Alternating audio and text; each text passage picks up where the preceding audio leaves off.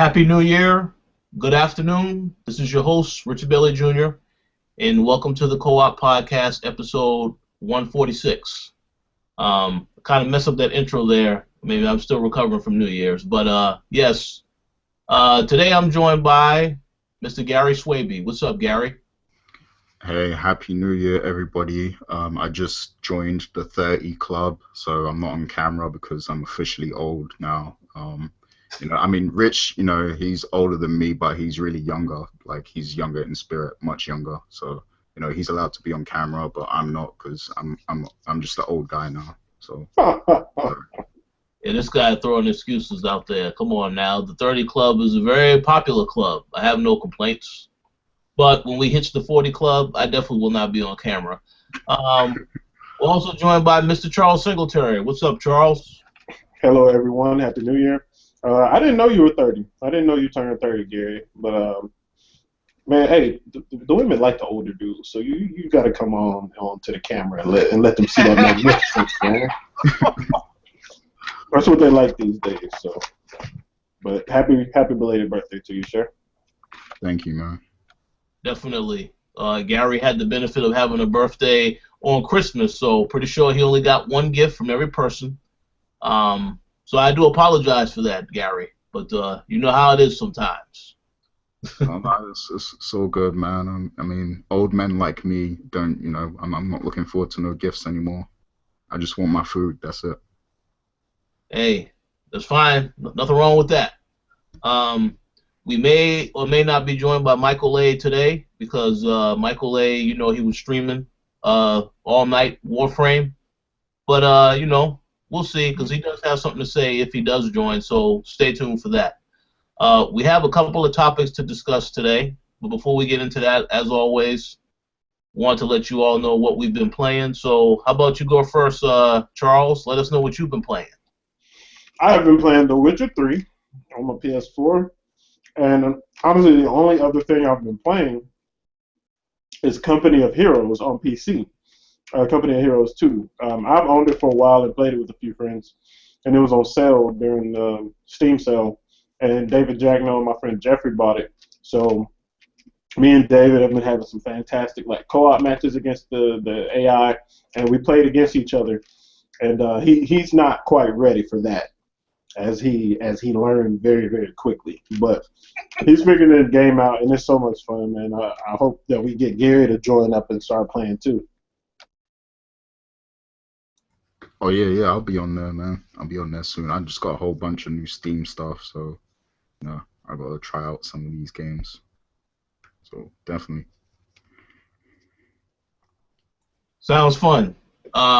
Maybe eventually I will be on there. We will get into that topic next, actually, because I have something to say about that. But how about you, Gary? What have you been playing? I mean, for the past couple weeks, I've still been playing Fallout 4, but I finally beat that game. I finally beat the story. Really enjoyed playing that. And I'll still pick it up and play now just because you can get into so much fun just walking around the wasteland and, leveling up and stuff. So, yeah, I've been playing that still. And I also got into Lightning Returns Final Fantasy 13 again, and I've been playing that a lot. And yeah, Charles has been going at me for playing that game, but that game is so fun, man. Like, you gotta try it out sometime. I think a lot of people just didn't try it because they were fed up with 13 series or because of the bad reputation that the 13 series had already. They just decided not to try the game. But the game is really, really fun, like the battle system and everything. So I played all three, man. And you didn't like it? Lightning Returns was better than 13. I don't think it was better than 13-2. And there's just so much that I was missing from a Final Fantasy game, man. That's all it is. Okay. Well, I guess to each their own. But, I love that game. What else have I played? I think I've played some other stuff. I just can't quite recall it right now. But I did pick up a lot of games in sales. Well, I actually got gifted some. I got Pillars of Eternity. I finally got Assassin's Creed Rogue to play. I got Elite Dangerous. I don't know if that happened. after the last show or not. But yeah, I got that now. And a bunch of other stuff that I can't even remember because that's what happens on Steam. They have a sale and you end up with tons of games that you'll forget about in no time. And you probably won't even end up playing them until you're just bored one day and you go through your library and you're like, oh, I want to play this game finally. So, that's what happens when you have Steam. So, yeah, that's about it. That's all I can remember right now. Oh, I did play some Ultra Street Fighter 4 actually, and that was fun. Wait a second. Did it actually work this time on PlayStation 4? You played it? No, I played it on PC, so of course it worked. Ah, I got you. All right. That's interesting. Oh no, sounds good. So I've actually been playing a couple games. Actually, throughout this New Year's weekend. Yeah, I just went on a binge. I played a lot of Assassin's Creed Syndicate. That game is fantastic. I did not play the last game because of the issues that it had, the technical issues it had, but this game is great. I like the London setting. There's just a lot to do. And if you are someone like me who likes to complete everything or, get every challenge, every quest, it's the perfect game for that type of stuff. So I've been on that on PlayStation 4. I've also jumped into Call of Duty Black Ops 3 a little bit more. And, right off the bat, I could see why some people didn't like the game. There are some cool things about it. How you are able to hack into systems and then use that against the enemy. That stuff is cool, but it's a little bit too much things that you can do with the hacking. And then, it's just like you have to get used to that. I've only played the first couple of missions. But still, the game is great. I mean, I still think Advanced Warfare is the better game for obvious reasons, But it's not a bad game. It's a pretty decent game. When I play some more of it, I'll give more thoughts on it. But so far, that and Assassin's Creed, that's really all I've been playing. I'm looking forward to everything else that's coming out because we got a couple games coming out this month I'm looking forward to. So we'll see about that. But yeah, I mean that pretty much is what we've been playing so far this year. So we're gonna jump right into the topics, and to kick things off, right off the bat, wanted to ask the question of what is our 2016 gaming resolutions. I know what mine are, but I'm not going to go first. How about you go first, Gary, since you came up with this topic? Okay, I have two that I can think of. So the first one is I want to beat every game that I start, which means I'm probably going to have to be a little selective about some games because, I'm probably going to be a lot more busy this year. So I'll have to be a bit more selective about the games that I choose to start. But I want to make sure I beat everything that I do start because I was upset that I still didn't, beat The Witcher 3 yet, even though that's my game of the year. I mean, I spent over 80 hours in the game, so I can still, vote that as my game of the year. But, I still think I need to see that game through fully. So I definitely want to make sure that I beat every game that I start. So timing is going to mean everything this year. So that's one of my first resolutions. Second is I definitely want to try more genres that I don't usually play. RTS is going to be one of them because I've had some friends that have kind of gifted me some RTS stuff. So I definitely I don't want to be that asshole that just accepts gifts on Steam and then never plays the games and stuff. So I want to definitely get into some RTS stuff, some more MOBA stuff as well. And just I want to try new genres in general and a lot more indie games and stuff. So that's another one of my resolutions. But that's all I can think of for now. So you guys go ahead. Sounds good. How about you, Charles? Well, my resolutions are a little different, I suppose. Hold on, give me a second. I got my little notes pulled up right here.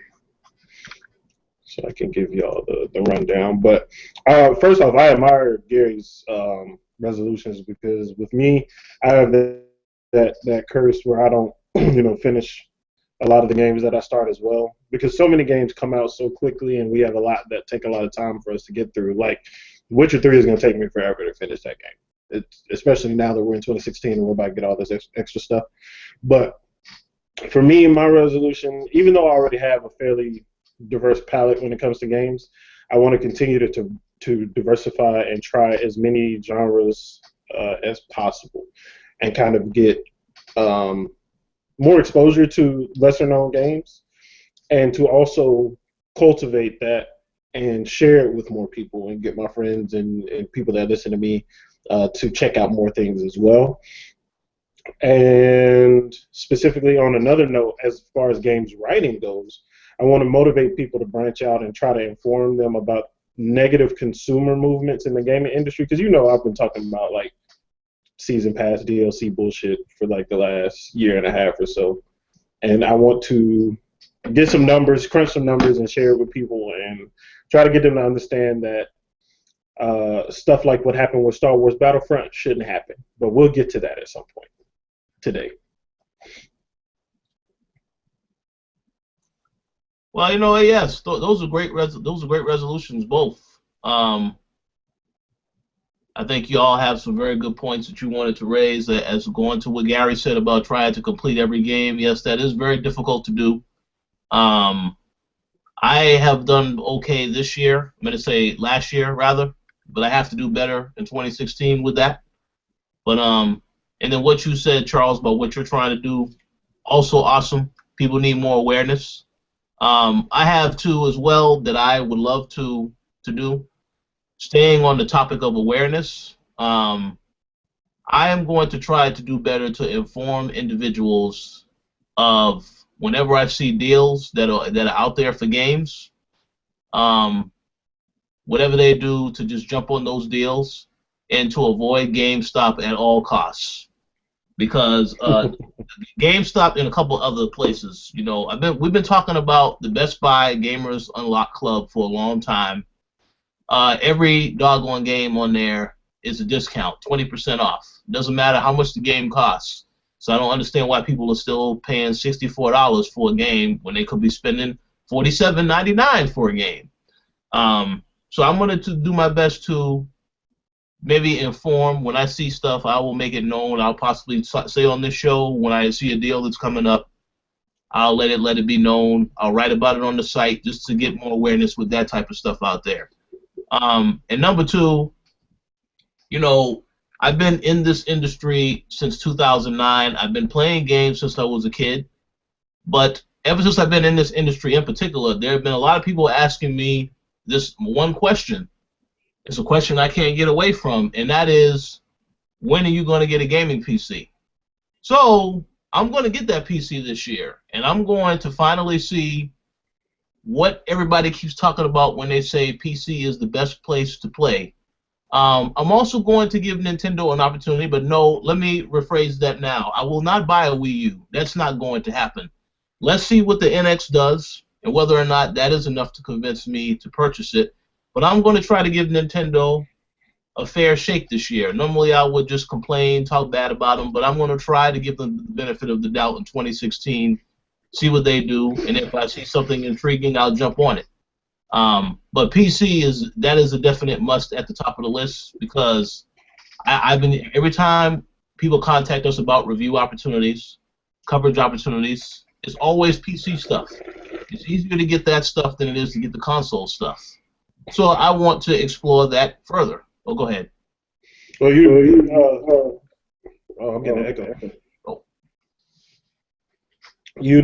Off screen in our conversations that I've declared that I'm gonna do something similar with PC as well, because there's so much that you can cover with PC games that we don't, and I think our audience definitely deserves to know about that stuff. Plus, we can bring in even more people to check things out, and people don't realize it, but like a lot of the games that come to consoles and stuff, you could learn a lot about those games way before they come out on consoles and get a snapshot of a lot of things coming out in the future because they often go to consoles first. I mean, go to PC first. I apologize. So yeah, I definitely commend that, and I'm with you 100%, bro. So yeah, agreed. So you agree? Yeah, because I do know one complaint that I did see when I looked at that awards list. People was asking, "Where's the PC category?" I said, "Well, a lot of us don't really play PC. I know I don't. But as the editor-in-chief of this website, now I have to graduate to the level of playing PC as well. I know Tony is picking up a PC as well this year, so I think we'll do better to cover PC stuff this year in terms of the opportunities that are there. So I will expand my knowledge, so to speak. That's 'Cause another thing too, like, because I play on PC a lot, but I don't necessarily play games that are exclusive to PC, so I definitely want to do more of that too.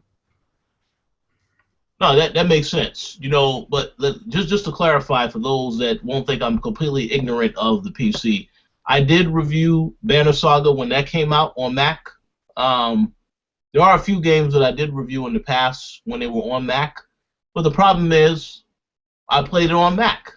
We already know the Mac is not really built for playing games to that degree. You need to get a PC to play more of the games because it's available on PC more so than Mac.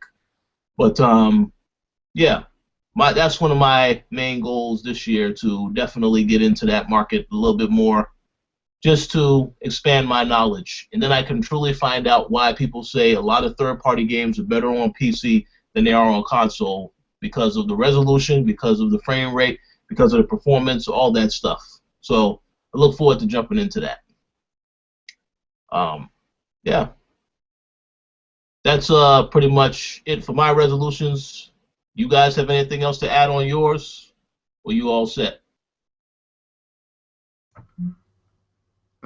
Yeah, I think it'll be good. I think by the end of the year, I'll own every console because I don't currently. I've got to get the Wii or whatever Nintendo device is out when the end of the year comes around. I need to get that and get an Xbox One as well. And I'll probably be upgrading my PC before the full version of Star Citizen releases. So I'm going to be putting some money into it, but it won't be too bad. Sounds good. Sounds good. So let's move on to the next topic from one very exciting topic to a topic that now is I think this is one of your favorite games of 2015, Charles. It appears as though Star Wars Battlefront has sold 12 million copies. Now let me just clarify. This was a story that broke on IGN the other day. I didn't see any sources as to where they got this information from. I tried to find a statement from EA. I haven't seen anything yet, although there were claims that it's already had reached that before the movie came out, so the movie didn't impact anything yet. And of course, EA has this goal of selling 13 million copies by March 2016, which I'm pretty sure they will hit now if the 12 million is accurate. But my question specifically about this is, what are our thoughts on this development, and what do you think that this will mean for the future of multiplayer-only games? How about you go first, Charles? Don't mind if I do, sir.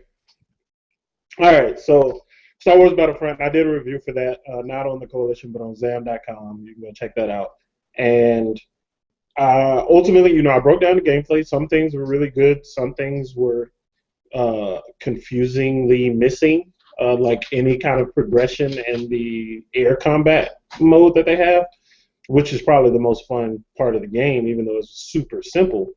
And at the end of it all, I understood that Battlefront was for a different kind of audience. They built it to kind of welcome with open arms the casual fans that the name Star Wars were going to bring in. People that were fans of the movies that jumped onto it, probably haven't played a whole bunch of first-person shooters, didn't draw the connection between DICE, so no, they don't play Battlefield or something like that, or Battlefield may be too complex.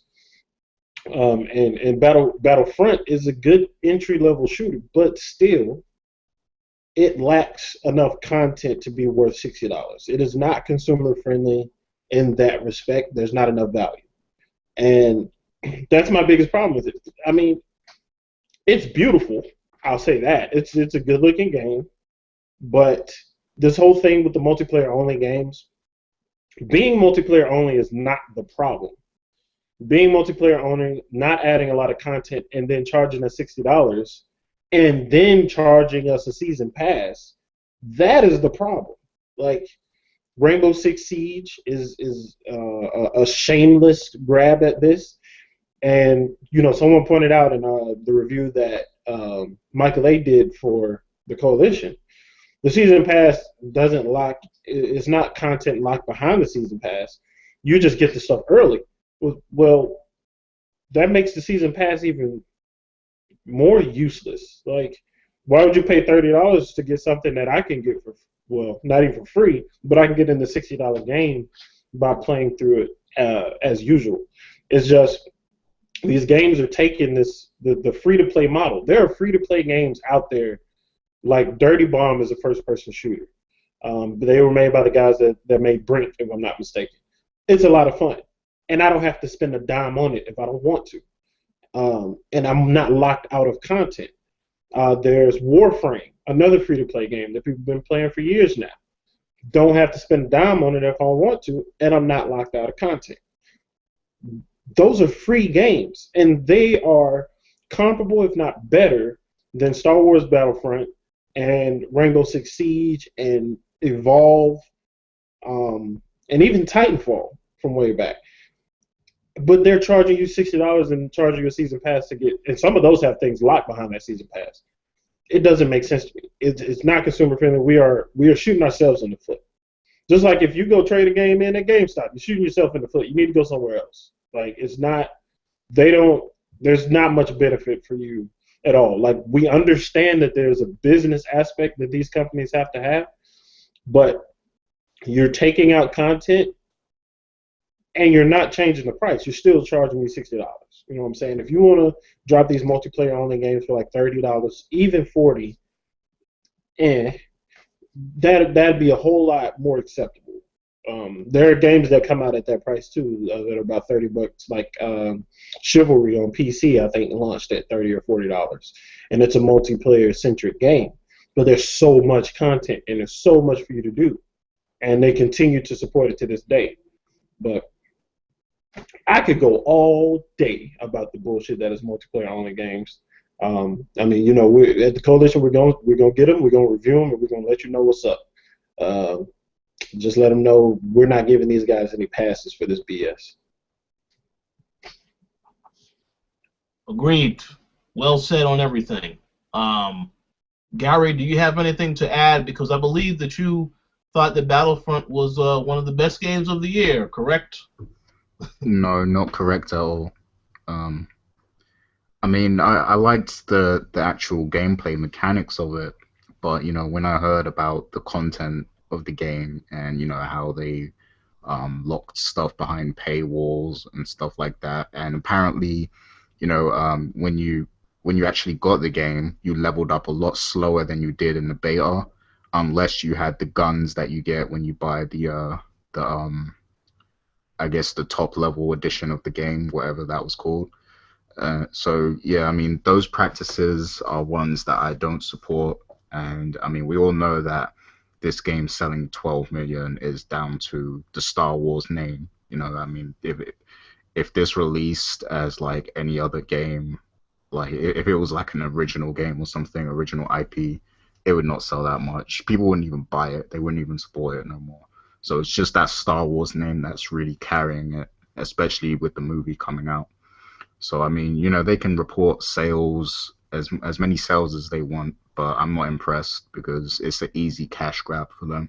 So yeah, that's my feelings on it. And it's bad that they're kind of encouraging this model, I guess, as well, this multiplayer. I mean, I'm not opposed to multiplayer only shooters if they're done right. They have to be done right. They have to give you, like Charles gave some excellent examples of free-to-play games and stuff that get it right. So if they're, I mean, look at Destiny.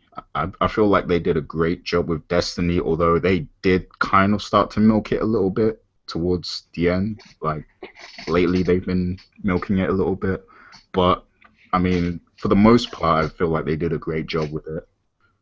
If another company did it, it probably would have been done even better because Activision, of course, they're a business. They're going to be money hungry a little bit. So Yeah.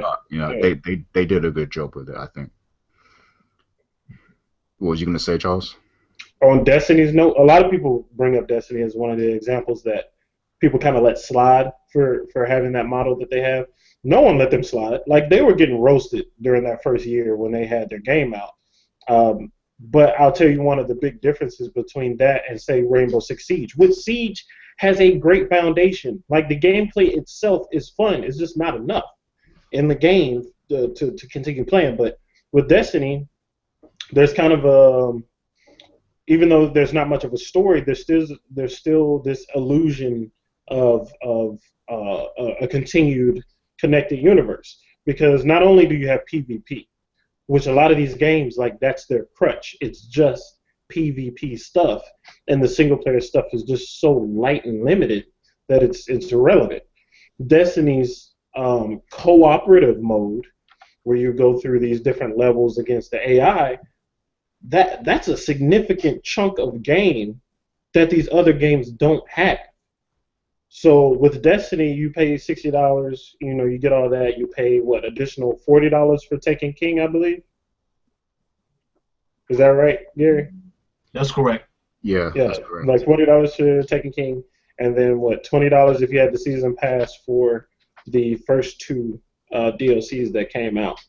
That's $120. That's basically two games, but you've been playing the PvP, which continues adding maps and adding guns and adding the single player, adding story, adding different types of modes, like adding the waves and all these extra, these planets and stuff. They added a whole lot, and Taken King made all of that much better. Even the previous stuff, the previous content that was on there, it made it a lot better. And you also have these levels that you feel like are actually relevant to the gameplay experience. Because, if you go into this one particular story mission, or story strike, at this level, you're going to get your ass handed to you. But if you work up to this certain point, get your gear up and everything, you feel like you're accomplishing something. And that's because they're taking the model of MMOs rather than free-to-play games into their model.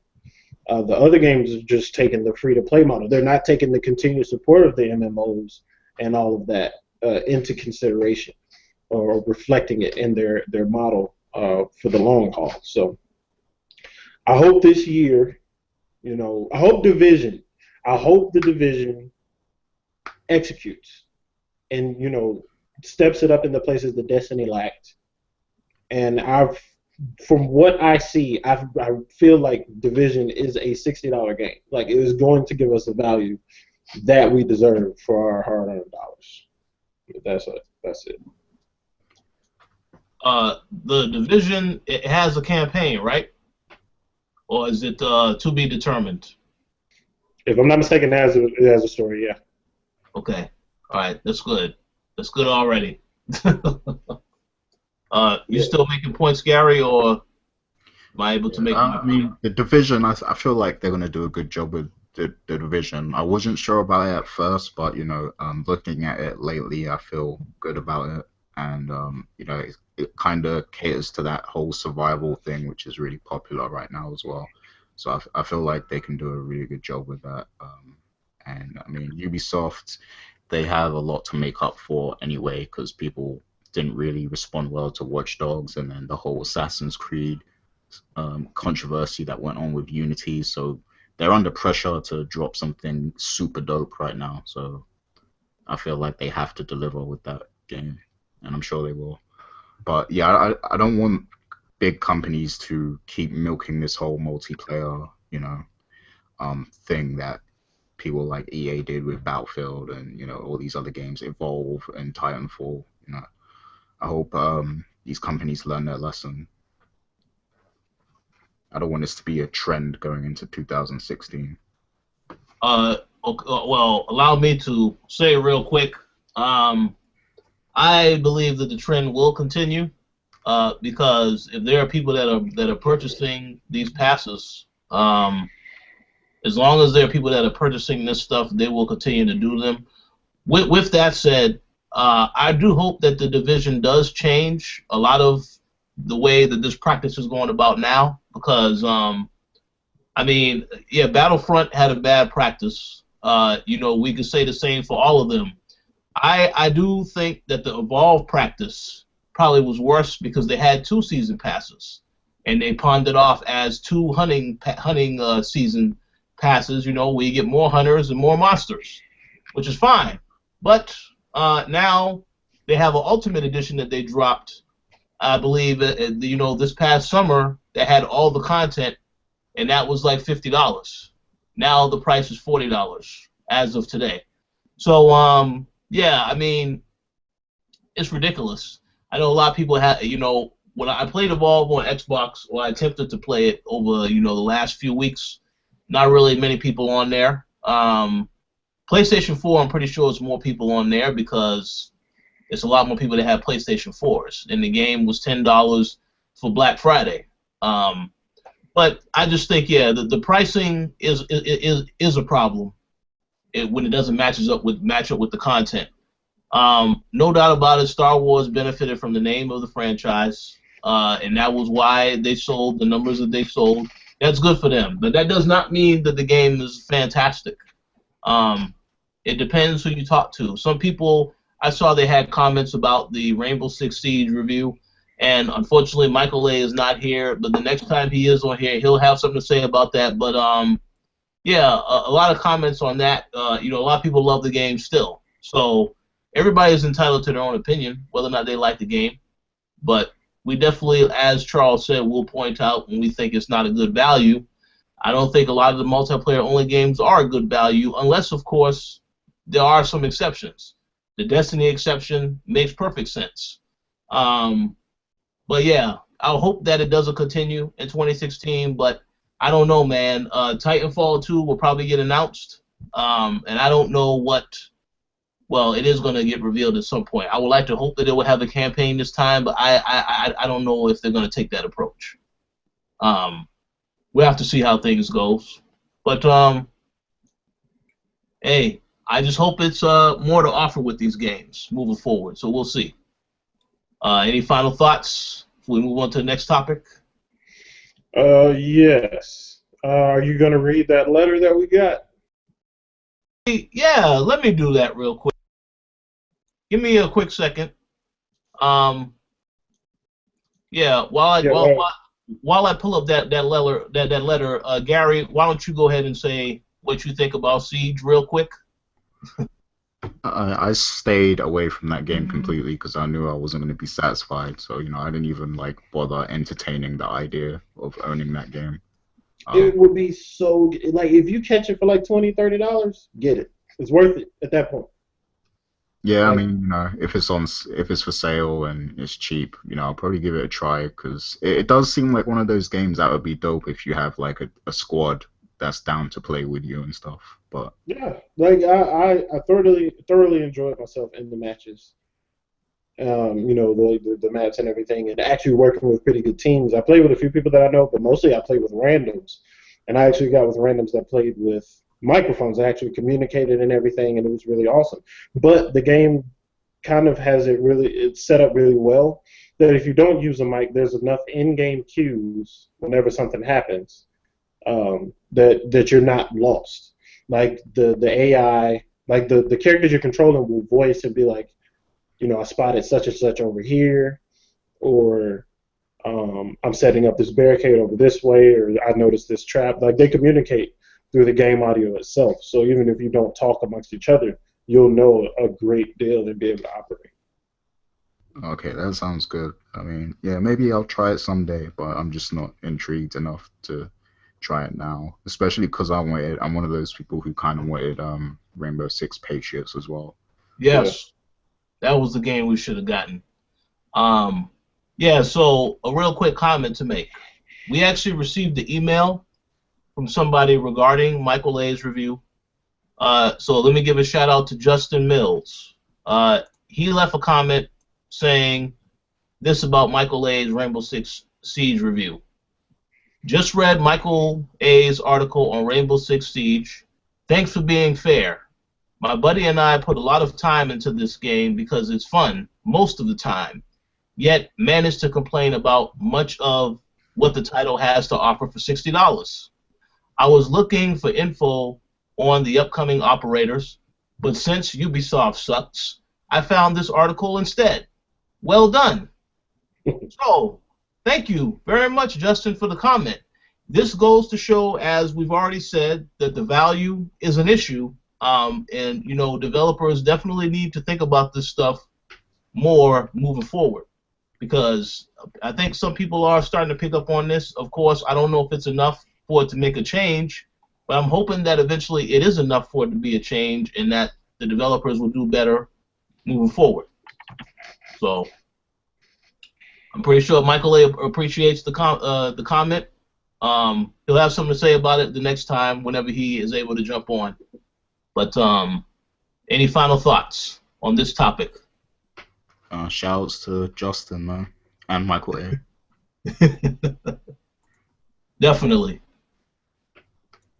All right, we're going to move on to the next topic. Recently, Yoshida claimed that 2016 is the year of unprecedented big releases on PlayStation 4. Those of us who have actually been covering the games, you know, last year, way before last year, we already knew that this was going to happen. But my basic question is, well, we all agree about this. What do you guys think will be the games that will stand out the most for PlayStation in 2016? How about you go first, Gary? Okay, yeah. So undeniably, you know, the one that sticks out the most, Uncharted 4. But with that being said, I'm more interested to see what else they're gonna bring to the table. There's what else do they have this year? I'm trying to think. Horizon's supposed to come out, right? I think Horizon is the one that I'm personally really looking forward to, because you know I feel like that could be like the sleeper hit that comes out for PS4. You know, obviously Uncharted 4 is going to be great and everything, but I'm looking for, because Uncharted 4 is that card that you can just easily play. You know, it's like instant gratification right there. But I'm more looking for the newer IPs and stuff that are gonna shine throughout the year, and I think Horizon definitely has that potential. Is The Last Guardian this year? Yeah. Yeah, I mean, hey, I don't know what to expect from that, but it does seem like a good game, you know. Seems like it could be cool. And I can't really think of, like, what else do Sony have this year? Lastly, Charles got his list. So go ahead, Charles. Yeah, Okay. Charles, enlighten me, man. Word. Of course, you know, Horizon, Uncharted, Street Fighter, Last Guardian, those are kind of like the automatic ones that everybody knows about. But they also have Nier Automata. That one's coming out. Gravity Rush 2, Hellblade. Paragon. Are y'all familiar with Paragon? Epic Games, yes. Oh, yeah. Yeah, the Epic Games MOBA that they're going to drop. My only concern with that, don't charge me no $60 for no MOBA, bro, because we're going to have a problem. Like, you're going to have to bring some super extra stuff if you're going to try to charge me $60 for a MOBA. But Paragon right now, I have no reason to think it won't be a good game. It looks beautiful. So I'm very interested in that. The Witness comes out. Ratchet and Clank, if you look, for that type of game, that's coming out. The Tomorrow Children, which is a game I've been looking forward to for quite a while, is finally going to come out. And of course, the big little game, No Man's Sky, comes out this year as well in June. So, and don't forget about Drawn to Death too. That really brutal and bloody, like pencil art looking game or whatever. Looks like a really strong multiplayer game. And there's a couple others on this list that I don't even know. Like What Remains of Edith Finch, I'm gonna have to look that up. Shadow of the Beast, I'm not familiar. Neo comes out this year too. Oh yeah, I'm looking forward to that one. Yeah, Neo, and did I mention Gran Turismo Sport? Or did I already say it? No. I don't think so. Gran Turismo Sport comes out this year, and Dreams, which I still don't know what to think about that game. Nightmare. Dreaming of but yeah, like that's my. Hey, but Hellblade. If y'all don't know what Hellblade is, that is the spiritual successor to Heavenly Sword. By Oh hell yeah, yeah, I'm looking forward to that too. that. And Firewatch also comes out this year, but that is a timed exclusive, I believe. I know it comes out on PC and PS4, and I think it'll come out on Xbox at some point. I may be wrong. But Firewatch and Hellblade. One more. Oh wait, there's two more. There's two JRPGs. Persona 5 Persona, yeah. and Final Fantasy 15. Well, that's not exclusive though, right? Oh, I forgot. Yeah, we were talking about exclusives. Wait, And you forgot something. is Star Ocean exclusive? I can't remember. I don't think so. I don't think it is anymore. Okay. It's on Sony, right? Star Ocean. The last one, I believe, came out on all of the consoles. Yeah, The Last Hope was on both, but I'm not sure about this one. I don't know. Yeah, that's a good question. One that's not necessarily exclusive to just PlayStation, The Witness. Yeah. That actually coming out later this month. Oh, I'm grabbing it. Day one. Yes. But as far as like January goes, like the stuff that's immediately coming out, I got a list of that too. But of those games that I just named, Rich, which ones are you most excited for? Well, honestly, I'm excited for a lot of them. I'm not really sure what to expect with some. Dreams, let me just go ahead and say this right now. I've had jokes about this game in the past. I still don't know what the hell it is, so, I mean, it's not for me, I don't think. But it will be for somebody, because, you know, the studio is a great studio. You know, they don't really make bad games, so I'm confident that it'll be something. I just don't think it'll be something that I mess with. No Man's Sky, I'm still somewhat looking forward to, even though it has taken a long time to see this game see the light of day. I'm looking forward to that. Witness, yes, for more than one reason. That's coming out actually on my birthday. So I look forward to that.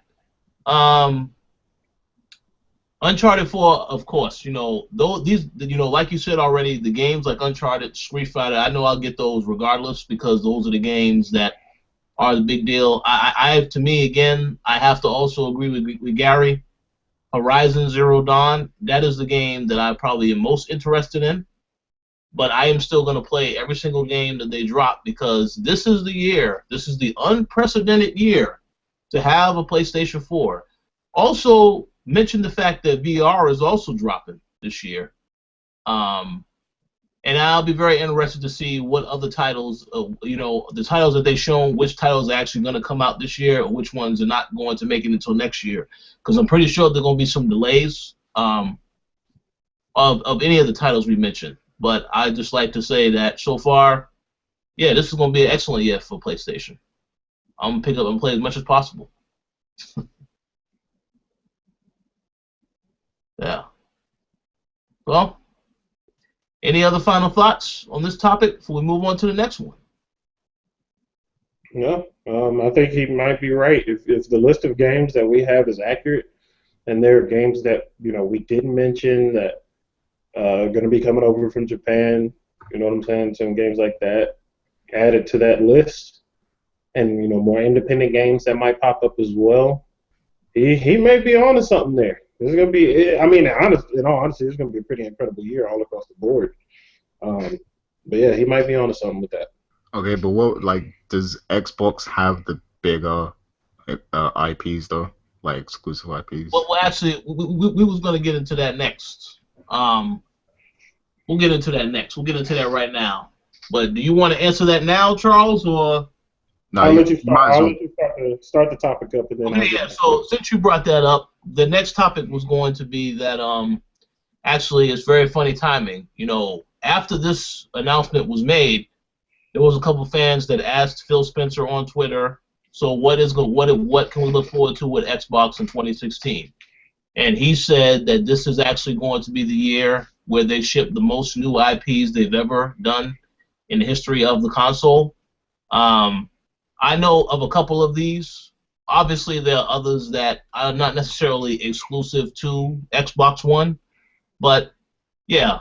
The question I was going to ask is, what are our thoughts on this particular topic and whether or not these titles are actually going to sell more consoles? So go ahead, Gary, if you need a refresher. I can tell you a few Xbox games right off the top of my head that I know are coming next year. Of course, we got the big games like. Okay, yeah. So of course we got the big games like Gears of War 4.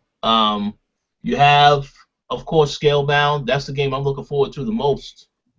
You have Quantum Break, which is coming out in April. We have Cuphead, which is also coming out to PC, but it is coming out this year. Man, there's so many. There's a lot. Below, which was supposed to come out last year, that also is coming to PC, and I'm assuming it's going to eventually come to PlayStation 4 the same way Super Time Force was a timed exclusive on Xbox One and then came to PlayStation 4. So Below is coming out though. Inside, which is made by Playdead. There's a lot of titles, but to answer what was the question you asked specifically, though, Gary? Are any of these titles bigger than the PlayStation titles? Yeah. Hold on, I'm actually pulling up a list of all the Xbox One ones. Okay. Well, I mean, because Quantum Break, man, like that seems pretty dope, man. Well, here's the thing. While you pull up that list, Charles, I do want to say something about this. I did notice that they actually did something during the holidays where they showed like a little teaser footage of the game. I guess they were they were shooting footage like for extras in the actual game that I guess you will be able to access once you play through the game. And they actually had the actor that played Alan Wake make an appearance in that. I thought that was rather interesting that they would tease that as an extra, because I'll be honest with you, Quantum Break, it looks like it'll be good, a very decent game, but all I want is a sequel to Alan Wake because they did not finish the story with the first game. So to me, I think if they would have announced that was the next game, that would have been okay. I would be more excited for that than Quantum Break. I'm not saying Quantum Break is going to be a bad game. I'm just saying I'm looking forward to more Alan Wake because they already said they want to do a sequel, but they are taking their time with that. So maybe might not see that until next console generation cycle. But we'll see. Yeah, I mean, the thing is with the Xbox One's exclusives, I feel like they have more IPs that we know to expect quality from based on, the history behind them or the studio behind them or, things like that. Whereas, PS4's exclusives, we're not really sure what to expect from some of them. Like Horizon, it looks great, and I'm pretty sure it's going to be great, but, we don't fully know what to expect from it, like how much content will actually be there. And, other games like Dreams, we really don't know what to expect from that. But, if you compare all that to stuff like Scalebound and Crackdown and Quantum Break, like we know to expect. Hold up. Wait a minute. You just put your foot in your mouth. Real swift like. I don't know if you noticed that you did that. All right, so I hear you. I already have my rebuttal ready. But then you mentioned Scalebound. And here's the thing. We know what to expect from Scalebound because we know the pedigree of who? The developer, right? Because Scalebound is an original IP. So why don't you give the same credit to Horizon when we know what Guerrilla can do? Because, I mean, I think who developed Scalebound again? Platinum, right? Platinum, right? Yeah. Yeah. I think that they've done more, games of quality, like that complements this style of game. Whereas Guerrilla Games, they've done Killzone, and the last Killzone they did, I didn't even really like anyway. and they haven't really done this style of game before at all. So, no. I mean, it's cool that you didn't like Killzone. I personally haven't played it yet, but the things that I've seen about it is like there are people that enjoy the multiplayer a whole lot. It wasn't broken or anything like that, and it seemed like the story was decent. So like, and they made the previous Killzone games, which I did play and I enjoyed, even the mobile game that they made. But I could see if you were just talking about like Crackdown and Gears. But that's about where your conversation would end, wouldn't it? If you tried to make the argument that like known franchises, because Quantum Break, that's a new IP. You know what I'm saying? But that's what's the company that's making that? Remedy. Remedy, right? So we know these developers. We trust them to do good things. So I didn't even think of them in that way. The only like as far as the PlayStation exclusives go. The only ones that you could say are even questionable are No Man's Sky and Firewatch. And see, that's another one, No Man's Sky. Like, we really don't know what to expect from that game. Like, no, we don't. But here's one of the things that I like. If we're comparing the PlayStation 4 exclusives to the Xbox One, there is a shit ton of diversity on the PlayStation 4 exclusive list. If you want to try space exploration, you got it. If you want a JRPG, you got it. You want a third-person shooter that's exclusive, you got Horizon or Uncharted. If you want something that's completely new, or you want something that's tried and true, you know, Uncharted and Horizon. If you want a racing game that's exclusive, Gran Turismo, which Xbox got Forza last year. If you like indie games or more atmospheric, story-driven things, you've got The Witness, you've got Firewatch.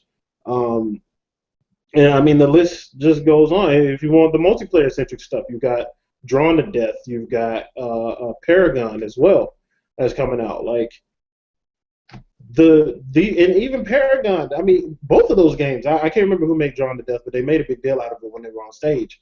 And Paragon is by Epic. Yeah, Epic Games. Like we know, I feel like.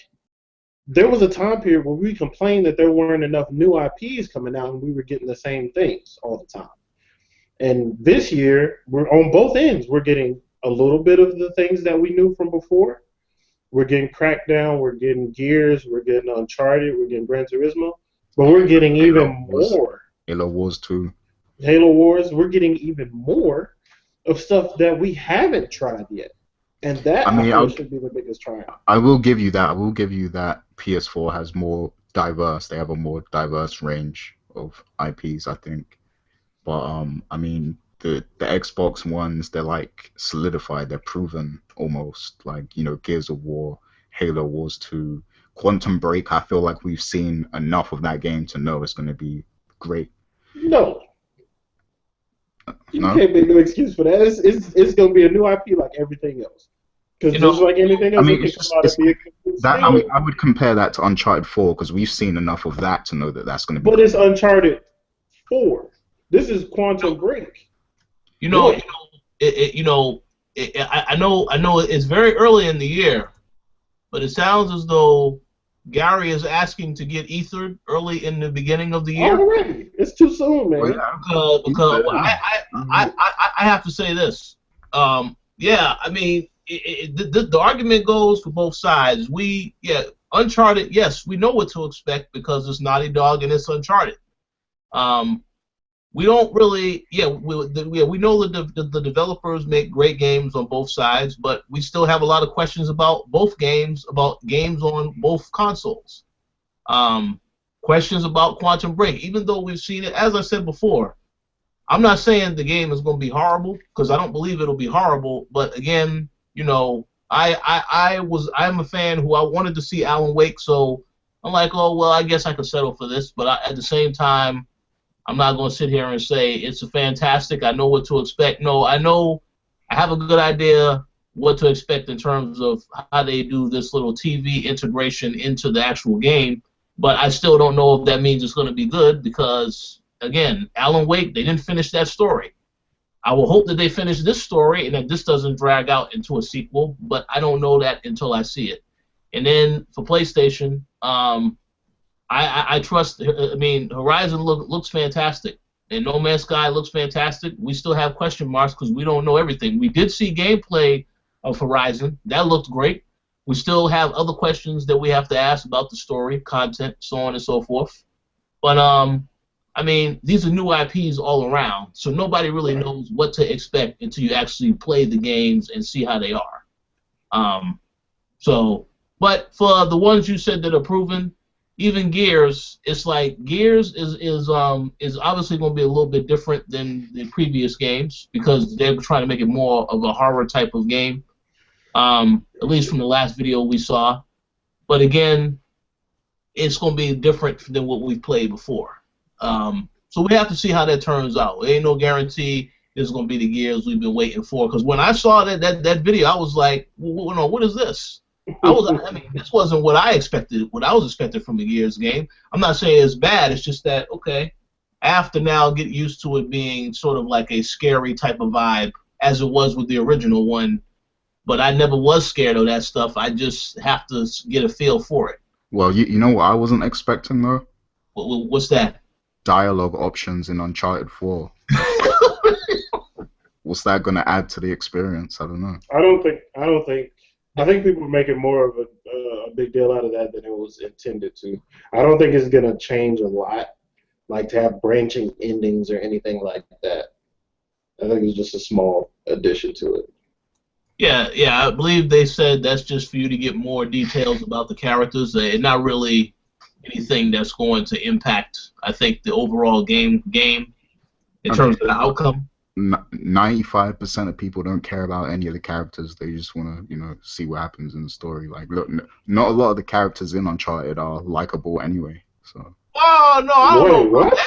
Oh no, the characters aren't likable. Love Nathan. Yeah, now, when I say that, a character, like characters in a story don't have to be likable for it to be a good story. So I'm not saying that the story in Uncharted games. No, you're saying they're not memorable. That doesn't make any sense. No, I didn't say memorable. I said likable. They're not likable. Well, allow me to say this: if Sully doesn't make it out of Uncharted 4, I guarantee there will be a lot of fans that will be heartbroken because the third game was Sully possibly dying, and that was a big emotional draw. Like I feel like they do better character development than Gears does. No, but Sully was the only likable character, in my opinion. What even about Nathan Drake? His Nathan wife? Drake is in between likable and I guess because of his humor, that's what makes him likable. But really, he isn't actually a likable person when you really think about it. I think he's likable because he's obviously human. I think that's what the draw is to this guy. He's a human, kind of everyman type of character that people enjoy, and the people around him kind of add to that because Sully is really cool. We're about to get his brother. I don't know how I'm going to feel about that. I don't think his brother is going to be a very good person at the end of everything. And then his wife, Elena is her name, if I'm not mistaken. Yeah, I really don't like her. Okay, man, that's cool. And that black chick, she don't look likable either. Yeah, Gary like. Well, she beats the shit out of him, so I don't know. She may be a villain. She was cool though. I like her. I like her style. So we'll see. I mean, I think Gary is mad because his girl is not in this. The girl from 2, the second one. Yeah, Chloe. They need to bring her back. She was likable.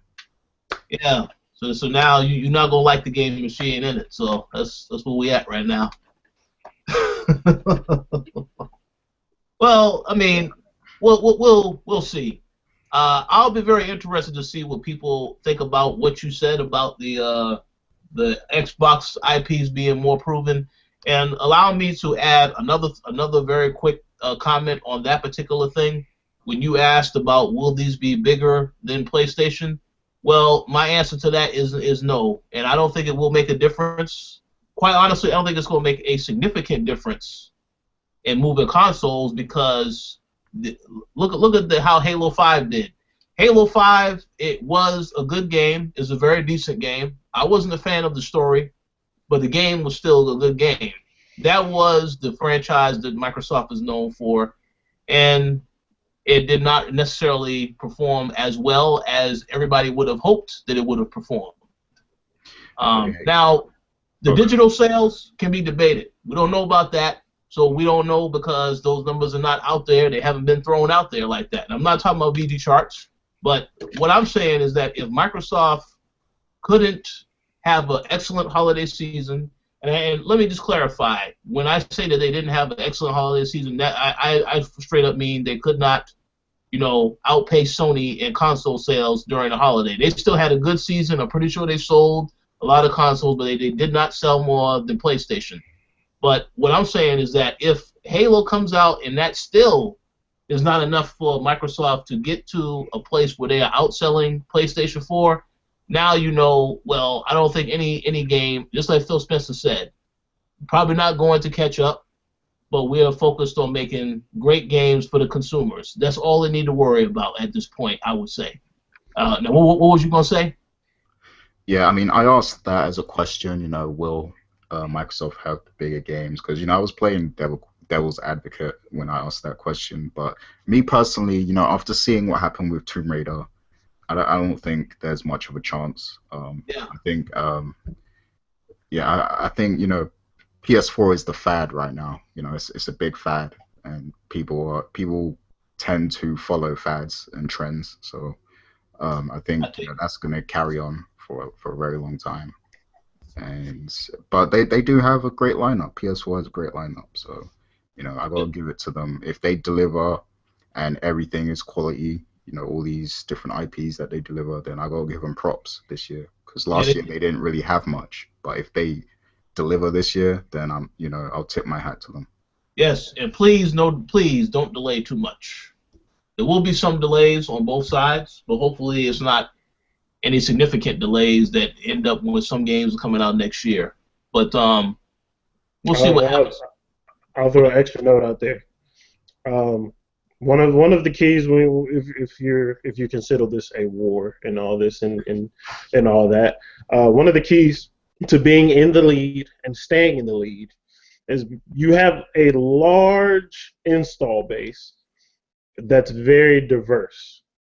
So to maintain that lead, you need a very diverse collection of games. And right now, Sony has the more diverse collection of games. So their lead is going to continue. That's it. 100% correct. All right, any final statements, Gary? We're going on to the last topic. No, that's it for me. All right, we're good. So, final question. What are some games that you guys are looking forward to in 2016? Just to let fans know, we actually have an article that we're putting out this week, later this week, in which we will ask everybody on the site which games they're looking forward to. So just check that out, because that'll be something that will be interesting. But for those of us that are on the show, we did want to ask the question of what you are looking forward to. So how about you go first, Charles? Oh man, it's a long list of things. I want to see what Quantum Break turns out to be. I'm really, as far as Xbox goes, the one I'm most excited about is Scalebound. But all across the board. All right, let me get my thinking cap on. God dang, it's a lot of games coming out this year. Firewatch, No Man's Sky. I need to pick up Elite Dangerous Horizons, the expansion for it, and whatever expansion they do, because they have a second one that's going to come out this year. Kingdom Come Deliverance, which is one of the largest and most impressive games that's going to be coming out this year, and I found out it is going to come to PS4 and Xbox One. I'm going to get it on PC, but most likely I'm going to get it on PC, but that it's a medieval game, and it's extremely high levels of detail and authenticity, and they're putting a lot of work into it. I've had the pleasure of interviewing those guys. There's a preview of the game on thecoalition.com if you want to check it out. Again, that's Kingdom Come Deliverance. That's another one I'm looking forward to. I want to see what Star Citizen has to offer us by the end of the year. And, of course, No Man's Sky is a big old question mark. I don't know if it's going to be as good as games like Elite Dangerous and Star Citizen, and it may not have to be. It could be completely different and appealing in different ways. So we'll see what happens with that. Hellblade, Neo, Persona 5 for sure, Final Fantasy 15, Horizon. Oh, Homeworld, Deserts of Karak. That's on PC as RTS that I only recently found out was coming out, but that looks really good. Um, I think that's all I can think of right now, but there's a lot more. Oh no, well, hey, that's understood because yeah, it's a long list. Yeah, those are some really good titles. Um, you know, I'll go next. The game that I'm probably looking forward to the most, and I already am. This will be on the post. Um, is definitely Scalebound because I'm interested in seeing what Platinum does, being that this is a new IP, stuff like that. So I'm looking forward to that because I obviously want to see what they're able to do with the new IPs. Um, Also looking forward to Horizon, provided that it actually comes out this year and it's not delayed. Um, Looking forward to, I guess you could say I'm somewhat looking forward to Quantum Break. Not really quite as much. I mean, really, as I said, Scalebound is probably the Xbox One exclusive I'm looking forward to the most, even over Gears at this point, because I haven't really seen enough of Gears to know, yeah, that's a game I really want. I just know I'll pick it up. It's not really something that I'm anticipating, though. Um, of course, I want to play The Witness, Street Fighter 5. What else? Oh, yeah. Far Cry Primal. That game looks fantastic. I definitely want to get deeper into that to see what that has to offer. And Deus Ex, even though they had their little controversy with the pre-order stuff, which is totally understood, now that that is taken care of, I definitely looking forward to that. And anything else?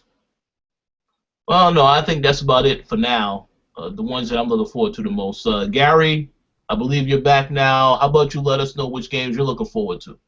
Oh man, you mentioned some games that I completely forgot about, man. Like Deus Ex. What's the new one called? Human Revolution or something? Or was that? Yeah, that's it. But yeah, that definitely that because I loved the first game. Um, Star Ocean is one I'm really looking forward to because that's a real gem for people who love JRPGs.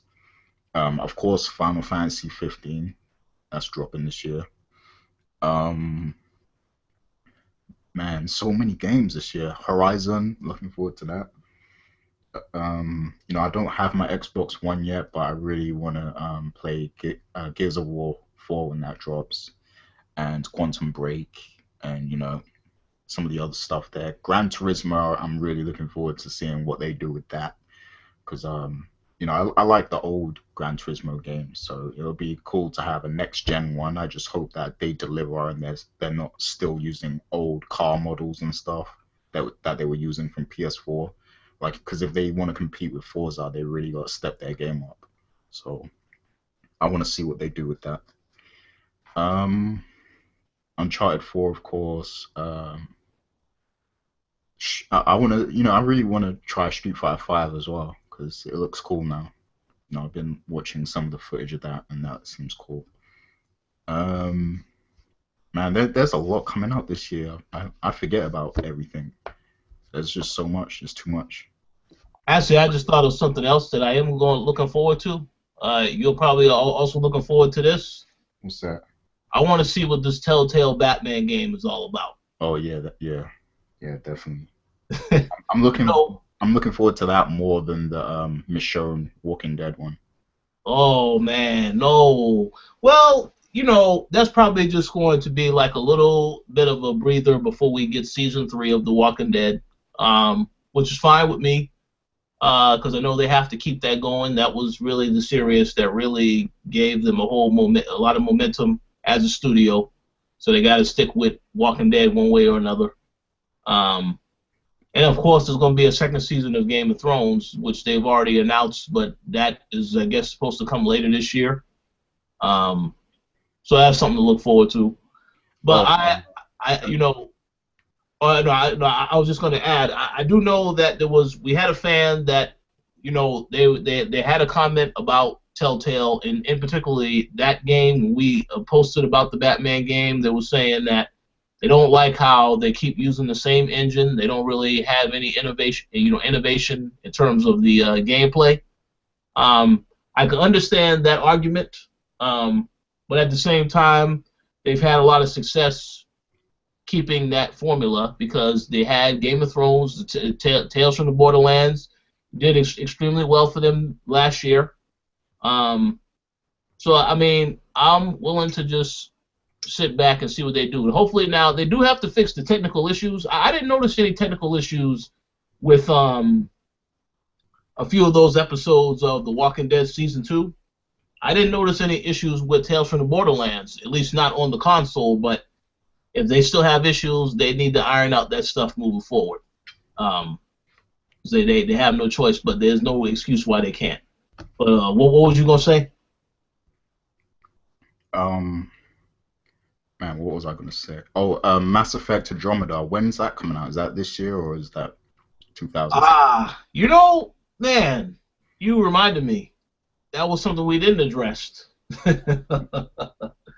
Yeah, I believe we did. Yeah. There was somebody that recently left the development of the game, and it obviously is not supposed to affect the game. But I honestly think it is going to impact the game because it was supposed to come out holiday 2016. Yeah, the senior development director, Chris Wynn, left the BioWare and Mass Effect altogether. So it's supposed to come out holiday 2016. I honestly think that the game is going to get delayed because I believe the last couple Mass Effect games got delayed also. So I'm not expecting to see that into 2017. But I could be wrong. But I just think that the likelihood of it getting delayed, it probably went up even higher because of that. Yeah, I'm definitely looking forward to that game because I feel like they can redeem themselves because they went out on a bad note with Mass Effect 3. They had to patch the ending, and then they had to add some DLC to the game to make us feel happy. Like it was like a fan service DLC or something like that. They had to add to the game as kind of a sorry and thank you for still playing the game. But so it was really bad at the end of the Mass Effect 3 run. But I feel like with this game, they have a great chance of just hitting the reset button and creating something excellent. They did it with Dragon Age Inquisition. That was a really, really good game. People criticized Dragon Age 2 heavily, and even I can admit that game has problems, but they really redeemed themselves with Inquisition. And I feel like they can do the same here because they're essentially just starting fresh, and there's so much they can do in that universe that they've created.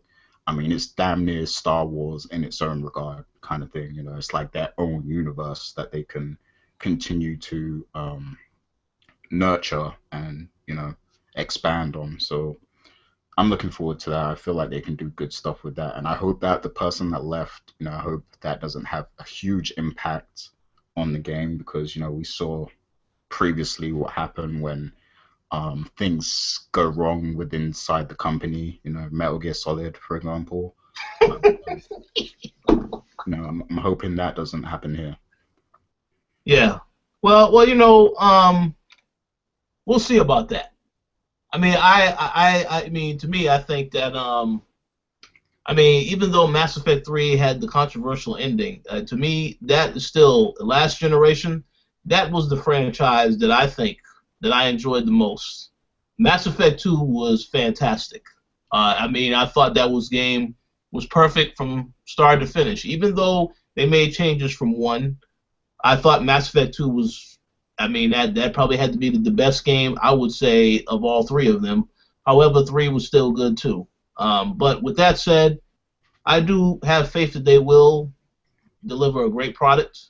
I just don't know if it's going to happen at the end of this year because, it is more likely for it to be delayed. And again, the delays, I understand, are not necessarily always a good thing because you definitely want to play the game, but in many cases, they are needed. And in this case, with this game, I would rather they do delay it if they think it wasn't up to the quality that it needed to be, because they know that this is a big deal franchise for them. So hopefully that it will be worth the wait, which I'm sure it will be.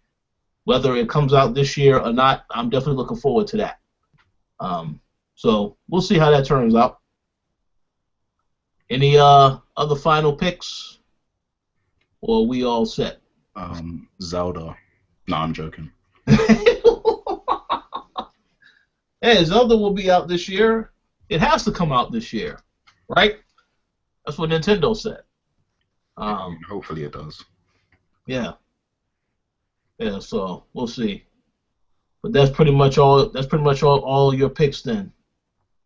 Yeah, that's my picks. Did Charles give his already? Because I was gone for a minute. Yeah, he already gave his. He has to get ready to go, which is fine because we also have to get ready to go as well. But yeah, I mean, as I said at the beginning of this topic, we are going to have a list of our games, so you'll get to see what every single person on the team, which games they're looking forward to.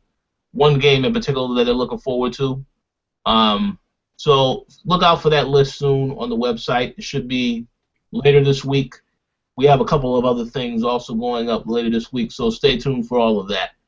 But we're going to take this time right now to give a couple of final shout-outs. How about you go first, Gary, because I believe you had a few things you wanted to say real quick. Oh, yeah. Well, it's a new year, and we've got lots of new plans that, we're putting together, we're putting in place for the website. We definitely want to step our game up in 2016. And, I want to give a shout out to those that have supported us on Patreon already. Big shouts to you guys. We're very thankful for that.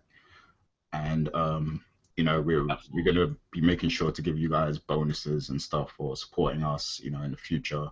So, if you guys want to support us and help us get to the next level, then you're free to donate on Patreon. You can donate as little as $1 per month, just to support us, because anything that you throw at us will help us at the end of the day. It'll help us improve, it'll help us grow. So we want to thank you guys for all that stuff. Did you have something to say, Rich?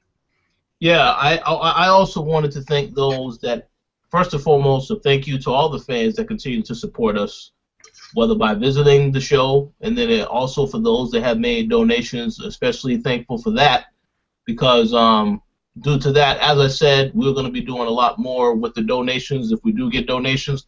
But we did get some donations, and for that reason, I actually have a giveaway that we're planning. By the time this podcast goes up on the website, you guys will be able to enter. Well, those of you that have already made donations, you're already entered in this no matter what because you made the donations. But we're actually going to be giving away a copy of Street Fighter V next month. But we're going to start the contest tomorrow. Well, today. Well, by the time you see this, it's going to be Monday. We're going to be starting a contest today for those that want to enter in for a chance to win. Of course, as I've already said, those that have already donated, they have already been entered in automatically. But of course, if you see it and you see the post up, there will be instructions on how you can enter for a chance to win a copy of the game. We're planning to do a lot more giveaways each and every month. We have a couple of games we have already secured that we know will be given away. So stay tuned for that. And again, as long as you guys continue to visit and support us, we'll keep doing more stuff. We have a lot more shows that are currently in the pipeline, things that we're working on, and thinking of other things to bring to the site that we think that you all will enjoy. So stay tuned for a lot of that stuff because it's only just beginning. But we do thank you very much for the support thus far, for continuing to visit, and we hope that you had a great, New Year's Eve, a great 2015. Stay tuned for an awesome 2016 with us. But you had anything else to add, Gary? Big shouts to Wesley because, he's always hitting us on Twitter, asking for a co-op link. He always listens to the show live, so I'm pretty sure he's listening right now. So shouts to Wesley. Shout out to everyone. Corey, Dylan, like this dude, Corey, he's been going hard on Fallout. Like he's hitting me up every single day on Twitter, showing me all the cool stuff that he's found in Fallout. And that's what I love about the gaming community and the Coalition community, just stuff like that, just having discussions about games all the time. So shout out to Exactly. you guys, man. Exactly. For those of you as well, Gary, for those that may want to join, we also have a group on PlayStation now as well, correct? Oh yeah, we got the community on PS4. I think you just have to search for the coalition and you'll find us, and just submit a request and then I'll approve you instantly. So yeah. Yeah, so definitely do that. And again, like I said, we have a lot of great things planned for 2016. I cannot spill all the details now, but stay tuned. We're going to have a lot more things for you guys to look forward to. And again, thanks to all the fans that continue to support us. Wesley, Corey, Fern Gully, yeah, all of you guys. Thank you very much for the support. Stay tuned for more. This week we have a brand new Knights of the Turntable will be going up later this week. We have a couple of things going up later this week, so stay tuned for that. Mr. Singletary, you have some shout-outs. Absolutely. Thank you, everyone, for the comments and feedback that we get. Thanks for the people that are supporting the Patreon. Of course, check out all the other podcasts on the show on thecoalition.com. We have the Knights of the Turntable is returning this next week. We're going to be doing a lot of new things with the show. For instance, we're going to have a playlist that's themed after whatever that topic will be, come out a few days early. So on tomorrow, not tomorrow. Well, yeah, today's Sunday. So tomorrow on Monday, we're going to have a playlist talking about the best storytellers in hip-hop, because that is what this week's Knights of the Turntable podcast is going to be about. So be sure to check that playlist out and comment and let us know some of your favorite storytellers. And also this week on Wednesday, we're going to be debuting a new comic book-centric podcast as well called Panel to Panel. And you're going to meet a lot of new people. You're going to see some old faces from the Coalition. You're going to see some new faces. But definitely check that out. It's going to be very, very interesting and very funny. It's going to be hilarious. It's going to be a lot of fun. I hope y'all support the content. As Rich has said multiple times, we're going to continue to bring new and interesting content. Panel to Panel is one of those things. So be sure to tune in on Wednesday evening. Definitely. Just to bounce off of that as well, for all my battle rap fans out there, I know there's some of you out there. This year, I've got you for sure. Like, I'm definitely gonna try and stay consistent with battle rap news, and stuff like that. So look out for some battle rap related content specifically on YouTube as well, but also on the site as well. So yeah. Sounds awesome. Fantastic. So that concludes this week's show. Thanks for the support. We'll talk to you guys again soon. Peace.